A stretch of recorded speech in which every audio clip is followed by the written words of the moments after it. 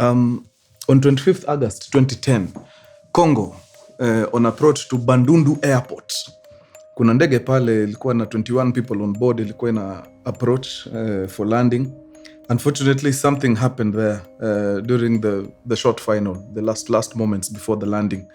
Na aircraft yenyewe ikaend up imecrash a little further from the runway. On board kulikuwa na 21 people. Out of those 21, 20 people perished. They died on the spot. Moja akapelekwa hospitali akiwa hali mahututi.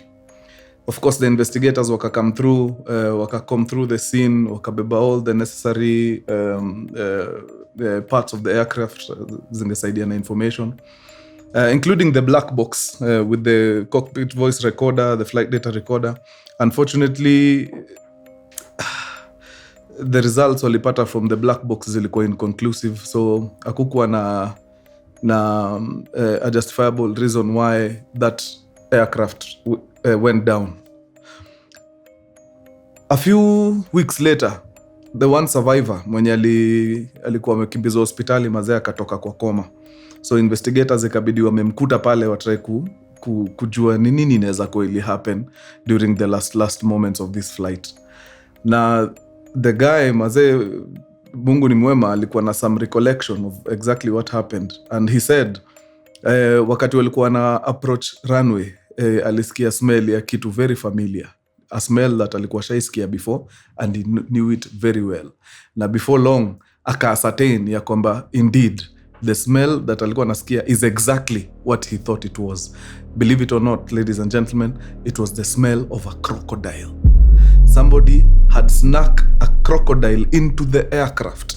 Unfortunately, hii crocodile manage kutoka kwa ile duffel bag ilikuwa imewekwa, na ikaanza kuslither hapo kwa hiyo path pale mali watu upitia wakienda kwa viti.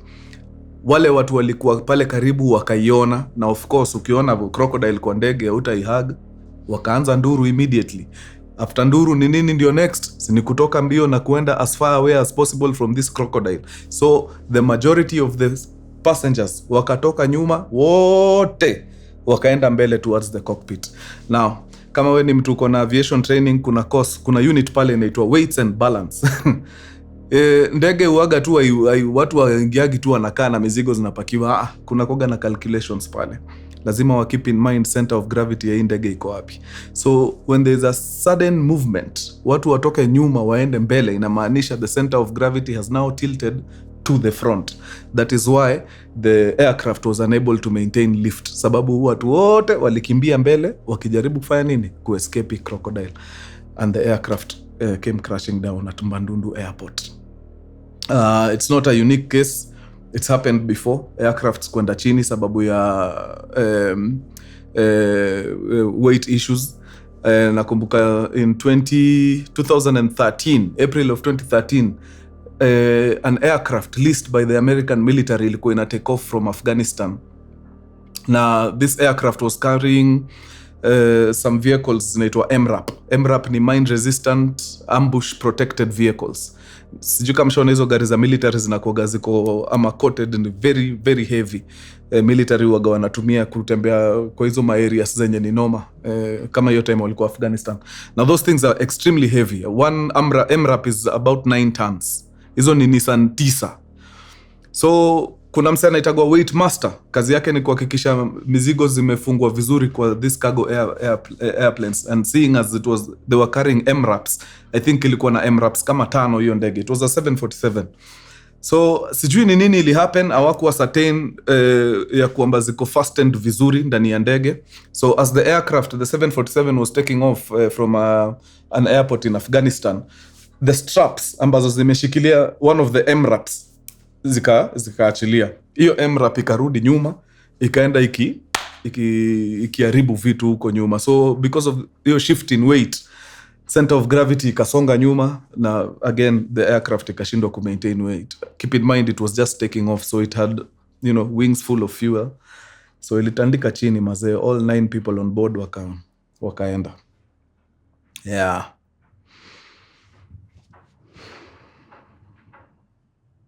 Bas, tuingie kwa story wadan.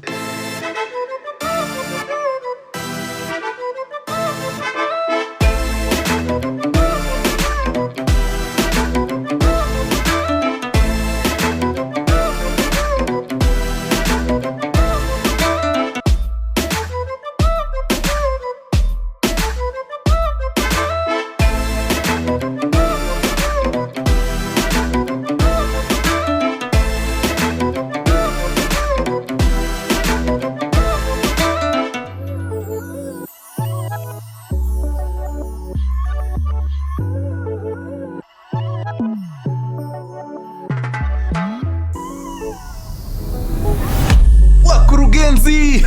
Oh, my man. Headline hitters na kama K when you see Mkurugenzi in the building, you just know he's got the juice. Hey. Merchandise iko kama kawa. Mkurugenzi.co.ke is where it's at. Ingia pale, shika matisho zako. Na nimeona zimekuwa zikienda lately hizi masuits. Sijui ni nini ina happen. Kuna kitu mnajua hatujui ama ni wimbo imeanza. Okay, yeah, grab them. Kuna bado shipment ingine inaingia soon. Ndio tunaitegea. Hiyo ikiingia pia mambo itakuwa mufti pale. Kuna vitu hapo mtapenda sana. Sawa. So grab the match, man. Ingieni pale kwa site. Hiyo mambo ni yenu. Changamkeni maze. Au sio? Very nice. Now, Wangona nataka tutoke hapa moja kwa moja. Tuende mpaka Jericho, New York. Mwaka 1999, tarehe 2 Septemba. Tarehe 2 Septemba 1999 kuna mzee pale anaitwa Cohen. Cohen ameishi kwa nyumba yake vizuri, amepiga kitu kama miaka 9 pale, but amefika mahali anasikia and I feel it's time to move now. So Cohen anahamisha kila kitu yake, anaingia mpaka area zote, kuna mpaka zile trash nini anaziweka vizuri na anazipeleka pale on the side of the road, ndio wale watu wanakuja kufanya ile garbage collection wachukue hiyo trash waende, yeye aweke vitu zake kwa lori, akihama akiendaga. After a while anatoka nje, anadiscover, okay, the trash was collected apart from this one big drum. Hizi drums za mabati hizi imebaki bado pale. Akashindwa, mbona wachukue kila kitu, waache hiyo drum na niliweka hapo iende. So akaenda kuangalia. Kufika pale akapata there's a note stuck to the drum. Na hiyo note inasema, unfortunately the drum is too heavy for us to collect. Piga simu kwa watu wa sanitation wakuje na specialized equipment ya kuweza kuinua uzito kama hii. Now, this drum had sat so the way Americans build their houses ni kama hii meza.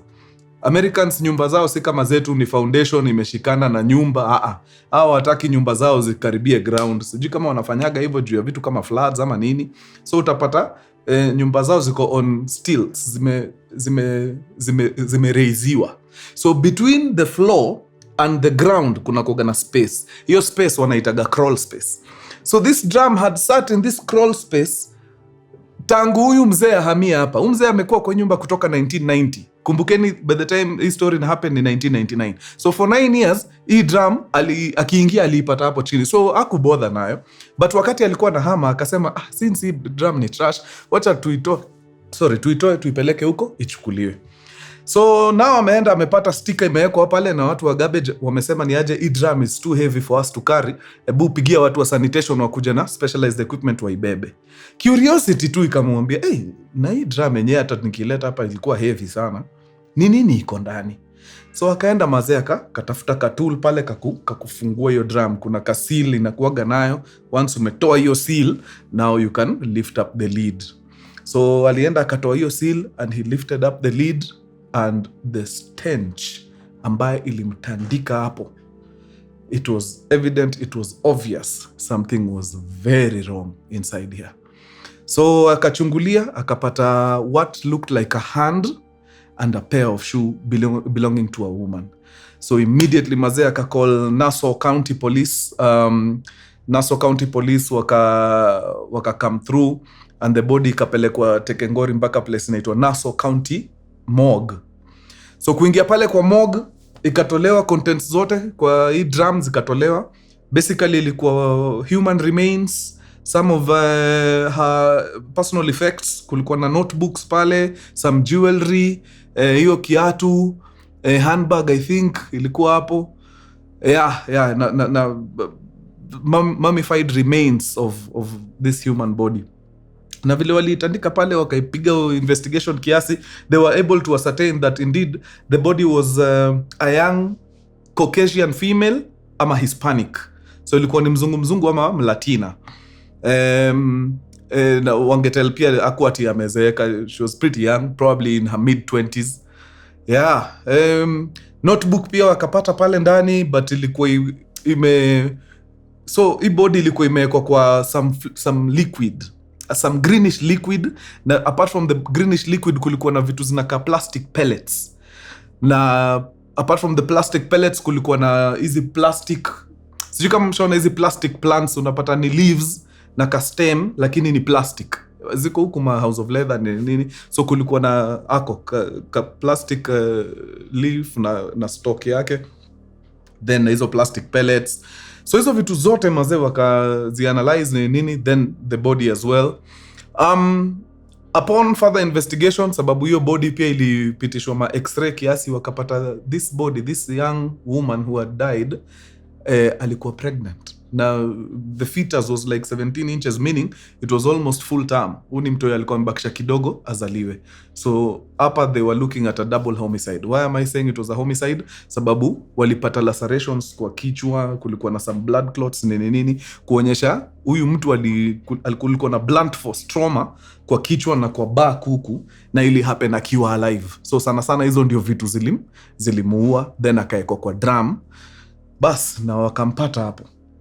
Sasa kukakuwa na kibarua ya kujaribu kuascertain, number 1, nani huyu kwa hii drum? Number 2, ni nani huyu alimweka kwa hii drum?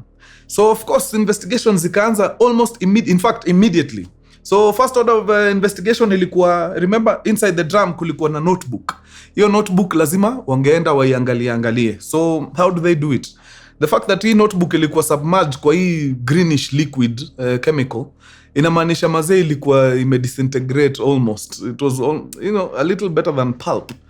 So walichukua vizuri, wakaenda wakaiweka kwa some dryers wako nayo pale, and they left it in the dryers for like a couple of days. Okay, once imetoka kwa dryer, inatoka hapo inaenda kwa machine fulani inaitwa video spectrum comparator.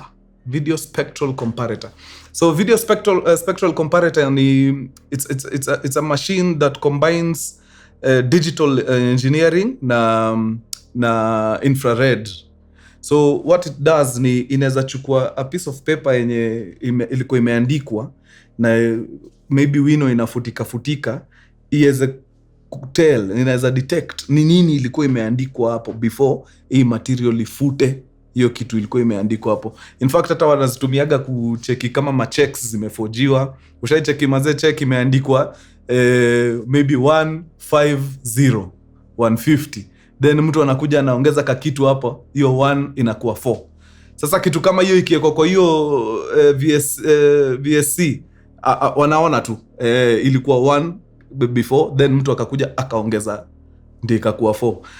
Yeah, so they had that machine. Hiyo technology ilikuwa in 1999. So wakaangalia, watry kuangalia hii notebook ilikuwa imeandikwa nini. Unfortunately vitu zilikuwa it was bad. Hiyo nini ilikuwa imekaa hapo for so long, but wakasema you know what, hawata give up, wataendelea tu kupambana nayo as wanaangalia other leads. Okay, now huyu madam alipatikana ndani ya drum. So hii drum pia ikawekwa hapa kwa meza. Lazima wajue imetoka wapi, ni kina nani walikuwa na deal na hizi drum, na sana ilitengenezwa around time gani. So hii drum ilikam na kitu kama serial number, na hiyo serial number ni very unique sababu inaonyesha mahali ilitengenezewa na mpaka ile mwaka ilitengenezewa. So walichukua serial number, wakapiga investigation, wakajua ni a certain company. They went to that company with photos of that drum, and the people in that company waka-ascertain, wakasema yeah, this is our drum, it was manufactured here, and this thing was manufactured in 1965. So basically 34 years ago. Juu by this time ilikuwa 1999. So okay, sawa. Mulikuwa mnadili na nini? Wakasema si tulikuwa tunadili na chemicals. Ndani kulikuwa na chemicali, kulikuwa na some greenish chemical pale. Hiyo ni yetu hiyo. Yeah, so the company ikawambia the green dye ni chemical ambayo inatumikaga kudye plastics. So kama watu wanatengeneza vitu za plastic na wanadili hizo plastic ziko ya certain color, wanatumiaga hiyo dye. In this case ilikuwa green dye. So inamaanisha zile vitu zilikuwa zinatengenezwa zilikuwa vitu zinafaa kuwa za color green. Ndani ya hiyo box kulikuwa na bado pellets na hiyo those plastic leaves pale.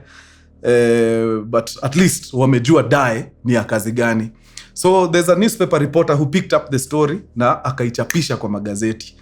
Akaichapisha nini about this lady who was found inside a drum. Ndani ya hiyo drum kulikuwa na kemikali na some plastic pellets na uto to leaves to a plastic nini, na wakachapisha gazeti, wakawachilia. Sasa hope gazeti itafanya mambo yake. Now polisi wakarudi tena kwa huyu mzee ambaye alikuwa na hama hapa, Bwana Cohen. Wakamuuliza, ni aje mtu yangu, unataka kuniambia umekaa na hii drama hapa for 9 years, hukuwahi fungua? Sikuwahi fungua.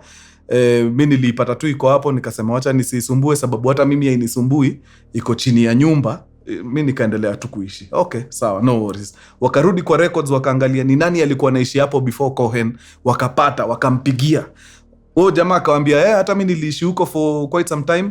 Nikiingia nilipata hiyo drama hapo chini, na nikaona hakuna haja ya kuisumbua, inakaa imesiliwa vizuri, it seemed heavy, na hiyo container ilikuwa na sticker fulani ya kuonyesha ni some chemical substance iko ndani. So nikasema mambo ya chemical Mr. sitaanza kupiga test nayo, nikaachana nayo. So wakaona hapa the only way ni kuenda back to the 60s, sababu wakati walikuwa wanapiga research ya hii drum imetoka wapi, si walienda kwa hiyo manufacturer wa drum akawaambiaje hii drum ilikuwa manufactured in 1965. So wakasema wataangalia ni nani alikuwa anaishi kwa hiyo nyumba in 1960s, maybe huyo anaweza kuwa anajua hii drum mazeli ilitoka wapi. So wakapiga investigation nini, wakapata the house in the 60s was owned by a gentleman called Elkins. Elkins, hiyo jina ya kwanza ni gani mwende? Howard Elkins. Yeah. So Howard Elkins ndio alikuwa na own nyumba. He was a guy anaishi hapo na bibi yake na watoto 3, na alikuwa amehama. By the time they were finding out Howard ndio anaishi hapo, alikuwa shahama, ashaenda kuishi wapi? The state of Florida. Yeah. So wakasema, you know what, tutaenda tu tumuulize maswali just in case anaweza kuwa anajua vile hii drum ilifika hapa. But to be really honest, they really didn't have a reason ya kutoka all the way from New York mpaka Florida. Juu okay, utaenda umuulize aseme ajui, alafu that's it, umepiga safari ya bure hapo. Wadau, barely 24 hours after majamaa wamegundua nyumba ilikuwa ya jamaa anaitwa Elkins, Howard Elkins, the cops get an anonymous call. Huyu ni mtu ambaye alisoma ile gazeti, akaona hiyo story ya a woman who was found inside a drum filled with chemicals and plastic pellets. Akapiga simu kwa polisi immediately. So the cops wakashika jamaa, akajitambulisha, akasema ni aje, nimesoma gazeti na nimeona kuna kesi mnakimbiza sahi ya a lady who disappeared mysteriously, na I think I have information regarding that lady. So polisi wakakuwa curious, tell us what you know. Jamaa akawaambia, now kuna jina yote kwa investigation yenu imekam, kuna mtu yote kwa investigation yenu amekama up by the name Howard Elkins. Wakasema, Howard Elkins tumepata ndio alikuwa anaishi kwa hiyo nyumba in the 60s wakati ile drum ilitengenezwa. So tuna suspect hata hii body ni kama iliingizwa pale in the 60s, because the way age it's mummified. Hii si kitu ya juzi, imekaa hapo sana. So jamaa akasema, in the 60s Howard Elkins, despite the fact that he was married with 3 kids, alikuwa gana nini? Alikuwa gana klande, alikuwa gana kadem fulani, na huyu dem alikuwa gani dem wanafanya na yeye job. So huyu jamaa alikuwa gana nini? Alikuwa gana factory ya kutengeneza plastic plants. Hiyo factory walikuwa na deal na hizo pellets zenye mulipata hapo ndani. Yes, hizo pellets ndio zilikuwa zikisubjectiwa to temperatures, zinaingizwa kwa mold, zinatengeneza hizo ma leaves na hizo mamiti za plastics.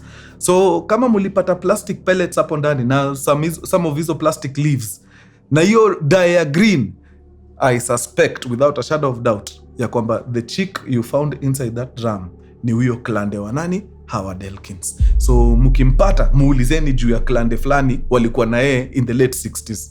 Usikia atasema nini. So finally the cops had something.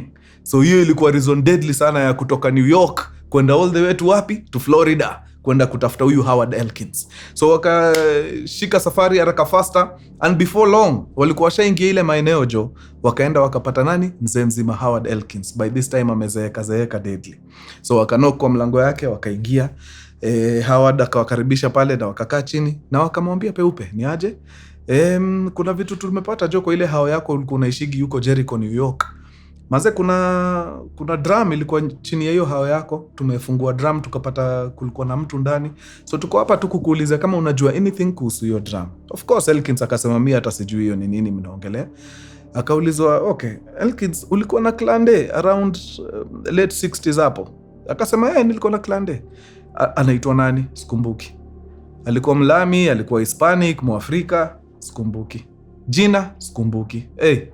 So ni nini unakumbuka kuhusu Klande wako? Hakuna. So cops immediately wakajua this one is lying. Huyu mtu anajua exactly ni nani yako kwa hiyo drum, na itabidi tufanye mambo yetu tuweze kuwa certain. Sababu ule mwenye ako kwa drums alikuwa na mimba kwanza kubwa sana. Tutachukua DNA kutoka kwa huyu Elkins, tuende kwa lab tupime, tuangalie kama huyo mtoto ambaye tulipata ndani ya huyo madam ako na any relation na huyu jamaa. Na wakamwambia ni aje sasa, ule madam tulimpata ako na ball, sasa itabidi tuchukue DNA sample yako tuende tupime. Akamwambia hiyo ni ndoto ya mchana, hakuna DNA yangu mnaokota hiyo, kaeni tu mkijua. Na because the cops did not have a warrant, enyewe hakuna vile wangeza chukua hiyo DNA by force. So as my cops wana interrogate bwana Elkins, the phone rings. It's actually Elkins' wife. Elkin akawambia sasa, watu wangu itabidi ni wa release muende, nataka niongea na bibi yangu hapa na nataka kuongea na yeye privately. So wale wa cops wakaona yenyewe hapa ujamaa ametuai, hatuna warrant, so hatuwezi okota hii DNA by force, but hawakumficha. Walimwambia this is how this whole thing is gonna play out. Tutatoka hapa, tutarudi New York. Tutaenda tuokote huko warrant of a search warrant. Na tutakuja hapa na tutachukua DNA by force. Tukishachukua DNA, tutaenda tuitest. Na niko sure tutaenda tupate huyo mtoto wako kwa hiyo ball yenye huyo madam alikuwa nayo ni yako. Na tutakuja hapa na tutakuchukua na tutakupeleka ndani where you will spend the rest of your life. So haina mambo, sasa you may dodge bullet but we will be back. So makarao wakatoka all the way from Florida na wakarudi wapi? New York. Back to the labs. Kwa ile mashini yetu video spectral comparator. Ile kitabu imeanza kutoa mavitu sasa. Wameenda wamepata some contacts ziko pale ndani. Like 3 contacts hivi. So hizo 3 contacts wakapiga simu. Wanapiga simu but wakizipiga wanapata hao watu walikuwa huko wamehama.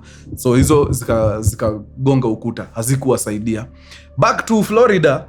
Mzee mzima bana Elkins ameona hapa mambo ni kama imechacha. Akaona hii mazee sitaingoja. Ama karao wakirudi hapa itakuwa ni hatari na watanifanya mbaya. So Elkins anatoka polepole without telling anyone, anaenda pale madukani. Huko madukani unanunuaga bunduki kama vile unanunuaga mhogo hapa. Akaenda akanunua shotgun huko. Na akakuja vizuri, akaingia kwa nyumba ya jirani, akaenda pale kwa garage, akakalia kiti, akaweka shotgun katikati ya miguu na akaweka hii kidole ya mguu kwa trigger. Bas, akaweka shotgun kwa kichwa and he proceeded to blast his own head. Na hapo ndio mambo ya Elkins ikaishia. Now, back to the lab. Wale majamaa wako kwa ile mashini yetu wamekuja wakapata 1 contact. This contact belonged to a lady called Kate Andrade. So Kate akapigiwa immediately na cops wakamwambia ni aje tumepata hii contact yako kwa phone book, kwa notebook ambayo iko na some stuff hapa, na mazee utatusaidia sana kujua identity ya the owner of that notebook sababu she's deceased mazee na amekuwa dead for quite some time mazee. It's now been 30 years tangu dead. So unaonaje tunaweza ongea? So of course Kate Andrade and the cops wakamit. Yani na Kate aka break down, akalia deadly. So cops hapa wakaona finally we have someone who might know something about this lady. So wakamuuliza ni nini unajua kuhusu mdem? So Kate akawambia so in the 60s, to be precise 1966, kuna dem rembo sana anaitwa Reina Marroquin, alitoka all the way from San Salvador to New York. Alikuwa amekam in search for greener pastures nini na tukakuwa very great friends. Now this lady Reina alikama akaingia into a relationship with someone. Unfortunately, hakutuambia huyo someone ni nani. All I can remember is at some point she came and told me that she's pregnant. Na nikafurahi sana maze kusikia kona ball. Nikamuuliza, mwenye mimba ni nani atakuoa? Akajibu akasema, sitakwambia mwenye mimba ni nani, lakini hapo kwa kuolewa na hope atanioa, na hope. The only downside ni ya kwamba mwenye hii mimba akona familia ingine, akona bibi na watoto 3. So Kate ile tu unajua kuwatch out for rafiki yake, akaambia Reina, Reina, uko sure kabisa huyu jamaa atakuoa, especially kama akona watoto na familia ingine? Siko sure sana juu ya story ya kuolewa. I don't know your statement ni nini ilifanyia Reina, but Reina after kuongea na Kate alienda mtaa, she took her phone and dialed the husband's home number, the boyfriend's home number. So of course ukipiga simu nyumbani na bibi ya mjamani housewife, si yeye ndio atashika simu. So wife huko akashika simu, dem akajiintroduce akasema ni aje, mimi naitwa Reina Marokin, na unfortunately your husband ni mtu wangu na niko na mimba yake. I just felt ni important tu kukuambia ndio tusifanye vitu chini ya maji. So of course hiyo haikusit well na wife wa Elkins. So vile Elkins alitoka job, wife akamconfront, ni aje, kuna dem hapa anaitwa Marokin amenipigia, anasema mazati yako na boli yako, hizo ni gani? So of course Elkins akajam deadly. Akacall back Reina Marokin, akamwambia ni aje, umecall wife wangu kumwambia uko na boli yangu? Hiyo ni makosa bigi sana umefanya na sitawahi kusamehea, by the way, na kumaliza. So Marokin akarudi tena kwa rafiki yake Kate Andrade, akamwambia, Kate, nimepiga blanda kubwa sana. Kate akashindwa, umefanya nini? Manze, jana after tuongee nilienda nikapigia wife wa mjamaa na nikamwambia mazee, hazi wako amenipiga mimba.